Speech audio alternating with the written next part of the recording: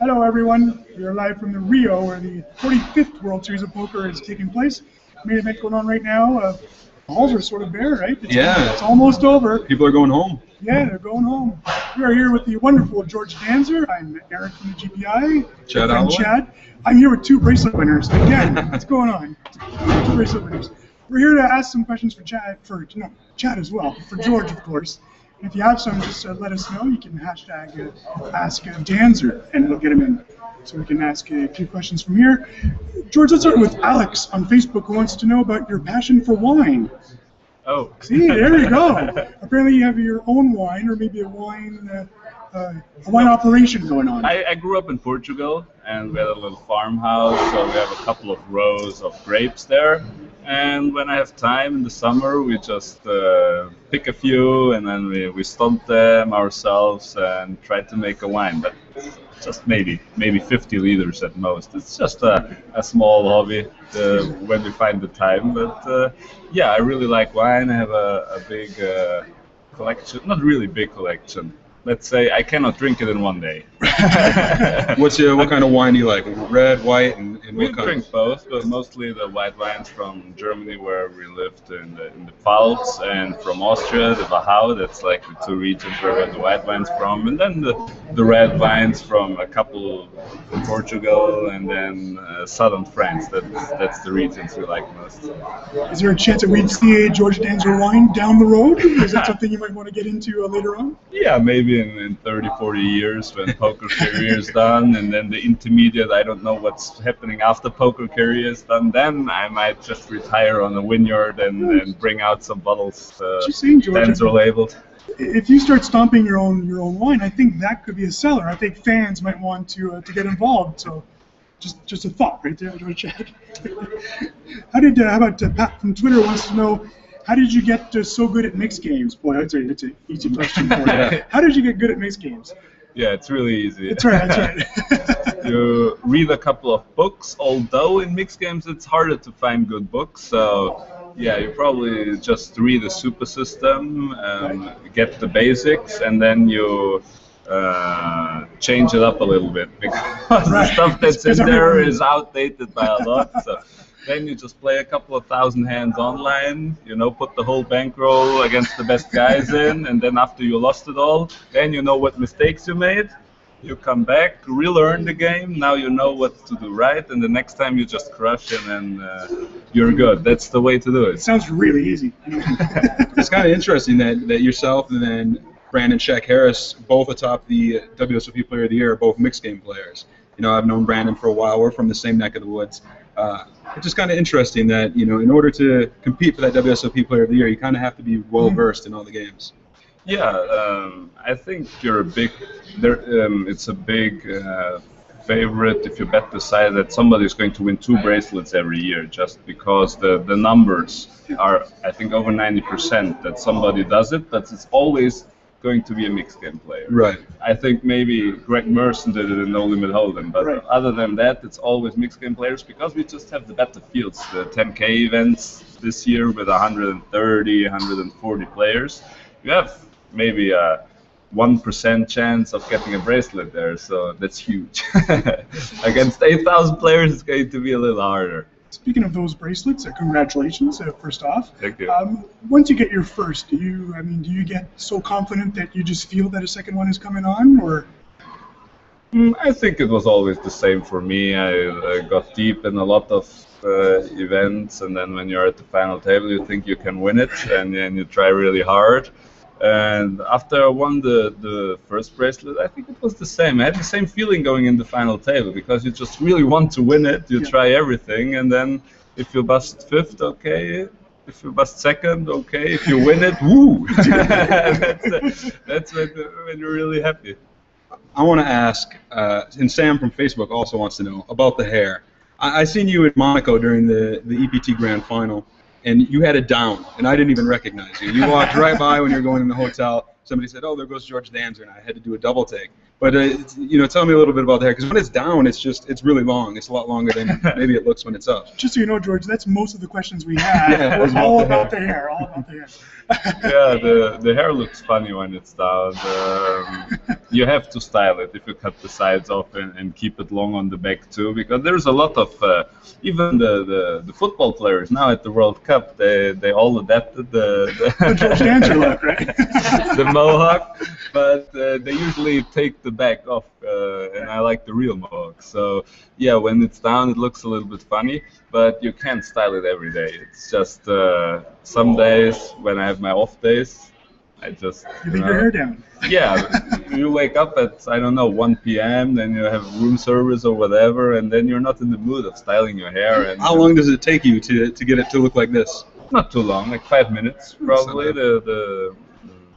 The blow drying is the important part, and then just spray some hardcore glue in there, and that's how it works.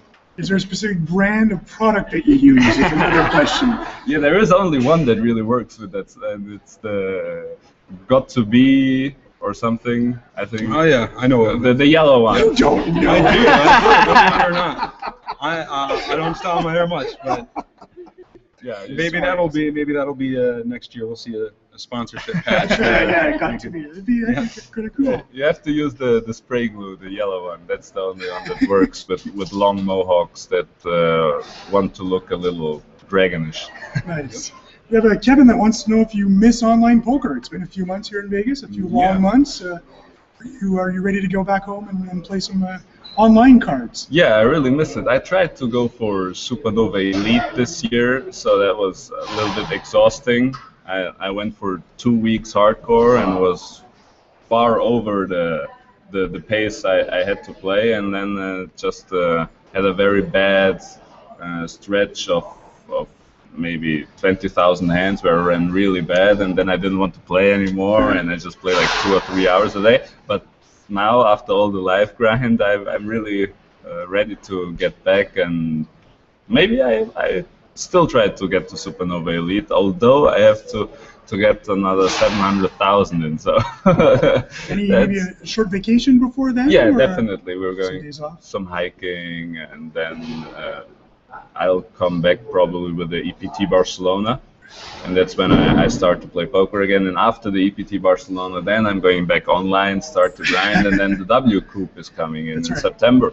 So then it picks up again. But now just the rest of July and the first 2 weeks of August, vacation time, no poker at all. That's good. Do you what about the 2 or 3 names of players you wouldn't want to face heads up? It says here in a mixed game tournament, but whatever you feel. I played a lot of heads up online, so there's one player named Circulus, is his online nickname. That's the one player I don't play. I play the other ones. Right. I even like to play against Daniel Colman. He is really bitchy in the chat all the time and gets on my nerves, but I still like to play him heads up. But Circulus is just too good heads up. Are you saying that Daniel Colman is chatty?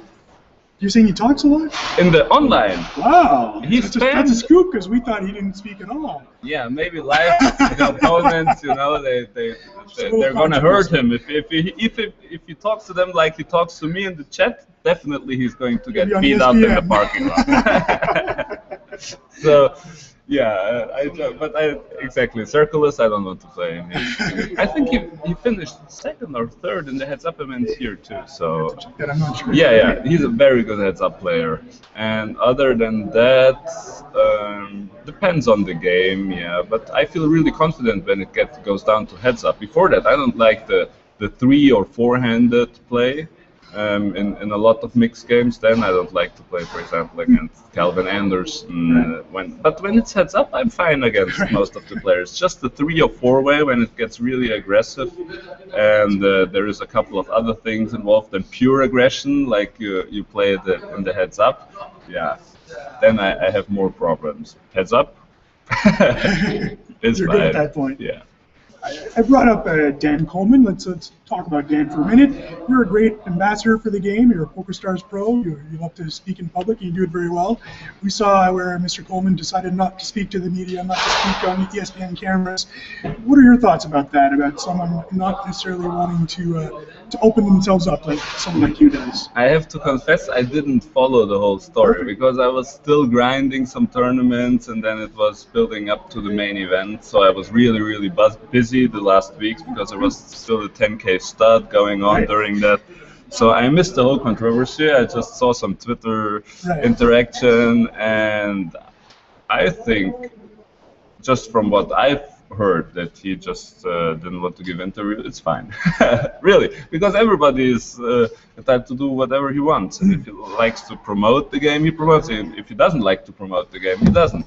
And it's the same controversy we often have with teaching other people how to play poker. I'm on the complete opposite side of most of the players, because they say, yeah, we cannot give away our secrets for free. That's the basics you hear all around the best poker players. And I said, I give it away for free. Even at the table, I talk to them and say, oh, I would check raise this hand, I would play this hand. I don't care, because if they get additional information, they get better. And I think everything should be like that in the world, you know. You should always give it for free. I don't like patents, I don't like that kind of stuff. I think if you are creative and have a good idea and it's better than the ideas before, just give it away for free, let people use it, and then everybody plays on a higher level, because then I'm going to get the secrets from other players too that they hide from me. So I could get better and they could get better. So we all would be better off if we just share it for free.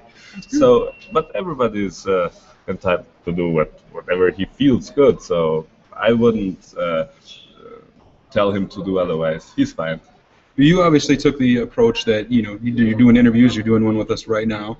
This summer, you know, after winning 2 bracelets, doing a lot of media, have you seen your, profile go up? Have people recognized you a little bit more than in the past? Yeah, especially here in the United States. I mean, it's a little different over in Europe, where poker is not as big as here. But here, even when I walk to the casino and then, oh, I saw you in the newspaper, because the Las Vegas newspaper put some pictures up with the bracelets. So yeah, I got recognized a lot here, and on the internet too. So I got a lot more friends now. 2 bracelets give you a lot of friends. So yeah, it went up. I noticed it. Speaking of friends, Ian just asked us a quick question. He wants to know if you had any pieces of anyone in the one drop or the main event. I still got a lot of pieces running there. Only small, like 2% here. Right. Just a buddy that I have 10% of just dusted off from 170 to 50K, so I have to find his table and punch him maybe after this interview. But yeah, I have a lot of people in there with 2 or 3% running, and I hope that they go deep and I can collect at the end. Yeah. Did you have anything in the one drop? No, I didn't have anything in the one drop, because I thought it was just too tough this year. I thought about playing it myself. Obviously, when you have such a great run, you want to parlay it up, go into the one drop, but it was too tough, so I didn't buy any pieces. And I bought some of the 50K. Yeah. So there, I did good. I bought something of Brandon, of course. That's good. So yeah, the pieces are doing well, but I sold a lot of pieces too of myself. So I had to just go to the cashier and just hand out after the bracelets. That's a good feeling. Yeah, it's very nice. You don't put it in your box. You just who wants a piece? Here, 10 there, 10 there, and just gave it all away. Yeah, but go ahead. I was going to say, speaking of Brandon, you guys are neck and neck in the WSOP Player of the Year race. You both out of the main event, so your summer here in Vegas is done. Of course, we got the WSOP APOC coming up later this fall. Can we expect to see you there? Yeah, definitely. I'm going to Australia now. I wish I had played a little better in the main event, because it gives a lot of points, but I made 2 big bluffs against the nuts that didn't work out too well.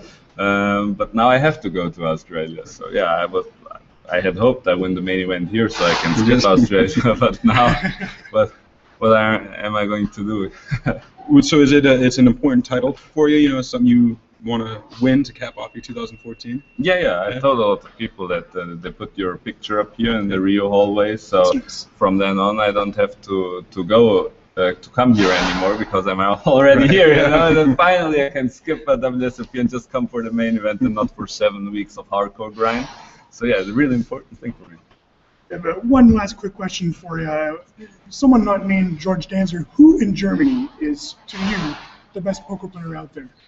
There's about 70 you can pick. Yeah, that's a great question. There's so many. I mean, in No Limit Hold'em, there's going to be Ole Schemion, Martin Finger, Igor, Phil Bord, Toby Rankemeyer, Niklas Heinicke, just to name a few. And then there is still Sebastian Rutenberg. I hope he comes back to crash the mixed game, so I have a buddy to play the 50K. And there is Ismail Boyang, obviously, who still plays the mixed event, and I hope he's still in the main event. He's a really good mixed game player. So yeah, that's just a couple of names, but I could go for 100 here. So what if we have you picking one?